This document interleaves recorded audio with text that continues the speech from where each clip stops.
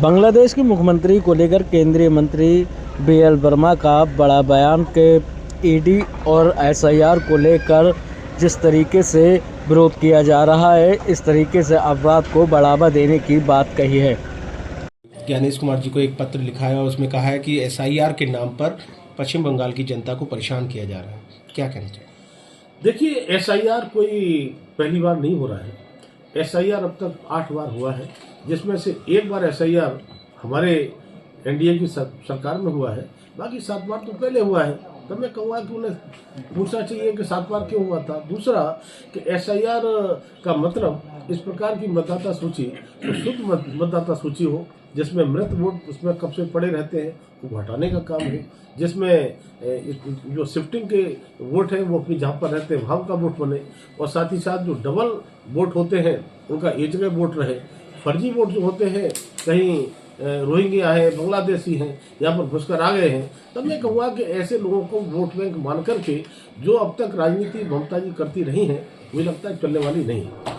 बिहार में जब SIR start हुआ था तो बिहार के हमारे विपक्षी दलों ने भी बहुत कुछ शोर मचाने का काम किया था, लेकिन जब लाखों की भीड़ में पूछा जाता था कि किसी का वोट कटा क्या, किसी ने भी नहीं कहा कि हमारा वोट कटा। तब मैं कहूँगा कि पश्चिम बंगाल की जिस तरह की स्थिति है, वहाँ पर जो तानाशाही है, तानाशाही की सरकार है।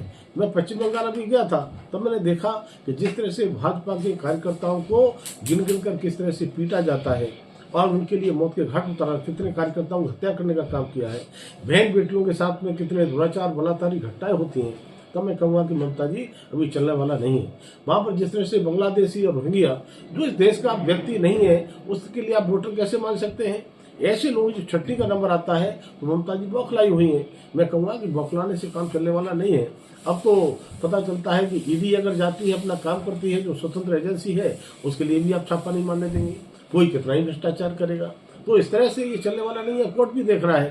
तब ज्ञानेश जी को, जो हमारे मुख्य चुनाव आयुक्त हैं, उन्होंने बड़ी शिद्दत के साथ और बड़ा मेहनत से चुनाव आयोग में काम किया है, मैं धन्यवाद देना चाहता हूँ। आज 12 स्टेट में काम चल रहा है, केवल पश्चिम बंगाल में अकेले नहीं है, पश्चिम बंगाल अकेला नहीं है, में भी चल रहा है। तब मैं अपील करता हूँ कि एक एक मतदाता को अपना वोट निश्चित रूप से अगर रह गया तो बढ़ना चाहिए। जिसकी उम्र 31 जनवरी की 18 साल पूरी हो रही है, वो उसका भी वोट बढ़ना चाहिए। तब एक एक वोट बढ़ना भी चाहिए और जो गलत वोट है उसे कटना चाहिए। और मुझे लगता है कि शुद्ध मतदाता सूची बनेगी तो बिहार की तरह से वोटिंग का परसेंट बढ़ेगा और निश्चित वास्तव में जो लोकतंत्र है, लोकतंत्र की जो सही परिभाषा है, सही मतदाता सूची और उसके वोट पड़ने से ही होगी। और मैं कह सकता हूँ कि ममता जी जो, क्योंकि उनको दिखाई पड़ता है कि अब हमारी सरकार का तख्ता पलट होने वाला है, उससे बौखलाई हुई है, लेकिन बौखलाने से काम चलने वाला नहीं है। मैं ममता जी से कहूँगा कि वो जो एसआईआर होने का काम है उसमें सपोर्ट करें, सहयोग करें उचित, और सहयोग नहीं करेंगी तब भी हमारी व्यवस्थाएं पूरी तरह से निश्चित रूप से एसआईआर का काम पूरा करेंगी। और मैं कह सकता हूं कि ममता जी के तड़पने से काम नहीं चलेगा। वहाँ पर जिस तरह से गुंडागर्दी और जिस तरह से जो हालात हो रहे हैं, उन हालातों को ठीक करेंगे तो ठीक रहेगा।